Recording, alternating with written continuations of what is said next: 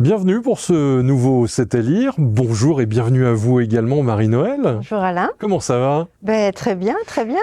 Voici mon Limousin, enfin votre Limousin, mon Limousin chez La Geste. Vous êtes d'ici incontestablement, vous êtes aussi d'ailleurs né à l'autre bout de la diagonale du vide, la Meuse.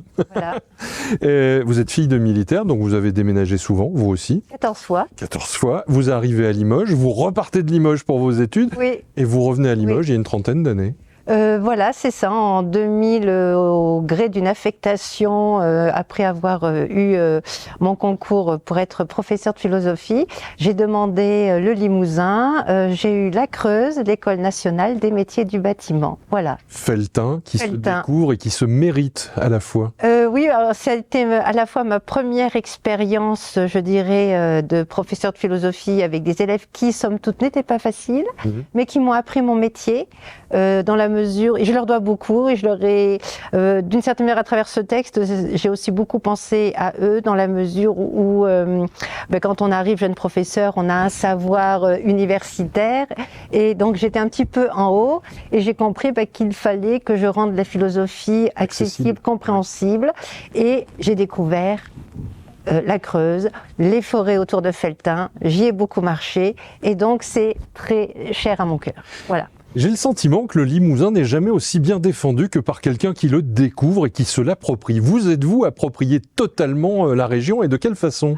Totalement, je ne sais pas si j'aurais la prétention d'être aussi spécialiste, par exemple sur l'histoire, que quelqu'un qui vraiment travaille sur le Limousin. Mais oui, je peux dire que je me suis approprié, alors j'avais inventé un verbe enlimousiné, je me suis enlimousinée par la fréquentation des lieux, de l'histoire, des livres, et des êtres humains que j'ai pu côtoyer. Essais et poésie constituent habituellement votre terrain de jeu. Voici un livre qui est à la fois un guide, un petit dictionnaire, mais aussi un magnifique cabinet de curiosités. Comment est-ce que vous l'avez conçu, ce livre-là ? Alors l'écriture en est assez ancienne. J'ai commencé à écrire en 2022.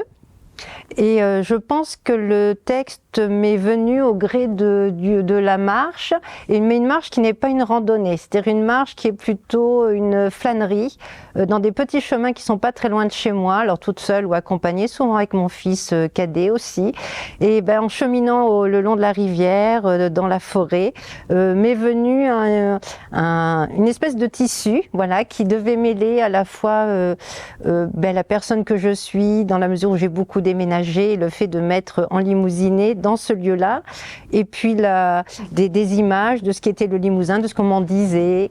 À vous lire, j'ai eu l'impression que vous avez eu le loisir de vous perdre parfois, de vous perdre et de vous laisser étonner par ce que vous découvriez. Oui, tout à fait. C'est-à-dire qu'on pourrait dire que ce texte a été écrit en poète, au sens où je me suis laissée guider par le fil de l'eau, au rythme de la marche, de la flânerie, empruntant des chemins peut-être sans savoir effectivement où j'allais.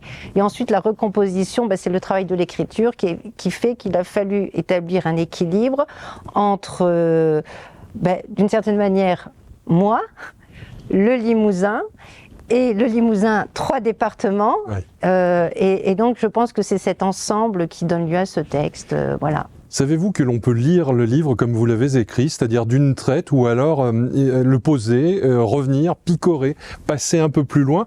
Bon, il y a, comme d'habitude, un sommaire qui permet de s'y retrouver, mais on peut se promener également dans le livre. Vous y aviez pensé à ça ? Disons que... oui et non.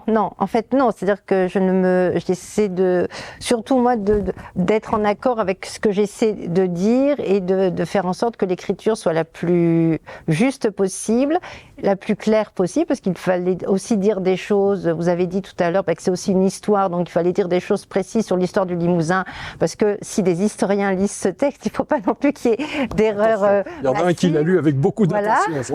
Voilà, le photographe en l'occurrence. Mais oui, c'est une marche d'écriture, donc cette marche d'écriture, tant mieux si c'est aussi une flânerie pour le lecteur, la lectrice. Alors je sais que c'est une question piège, c'est comme si je demandais à une maman lequel de ses enfants elle préfère. Est-ce qu'il y a un coin qui vous rappelle, comme chantait Eddie Mitchell, est-ce qu'il y a un coin qui vous a fait vibrer plus qu'un autre ? Alors il y a des lieux qui sont associés toujours à des images. Donc il y a la proximité. Donc il y a les petits chemins de campagne, les ornières, des chemins creux que je prends à pied à partir de chez moi. C'est le long de la Breuil, dans la forêt. Donc il y a ce lieu qui est presque intime. Mon fils cadet dit souvent, c'est un peu chez moi. Oui. Et moi, je me sens un peu chez moi. Et puis, il y a, ce n'est pas très original pour quelqu'un qui s'est enlimousiné, le plateau. Voilà, le plateau. Donc, tout peut arriver sur voilà, le plateau de voilà, le plateau de Mille Vaches. Alors, du côté de Jean-Siou-Pigerolles, du côté du pont de Sénoué, ce sont des lieux que j'affectionne particulièrement. Votre photographe, vous l'évoquiez à l'instant, Laurent Bourdelat promène son œil et son objectif depuis près de 40 ans en Limousin.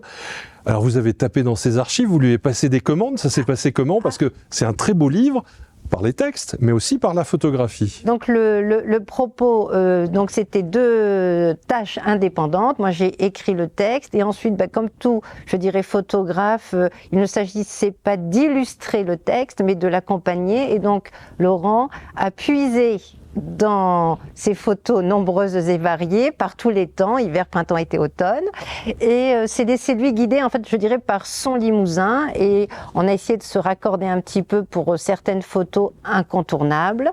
Bon, je pense notamment à Oradour-sur-Glane, et puis voilà, il y avait ce petit décalage, mais en tout cas un lien entre les photos qui, accompagnaient cette marche aussi.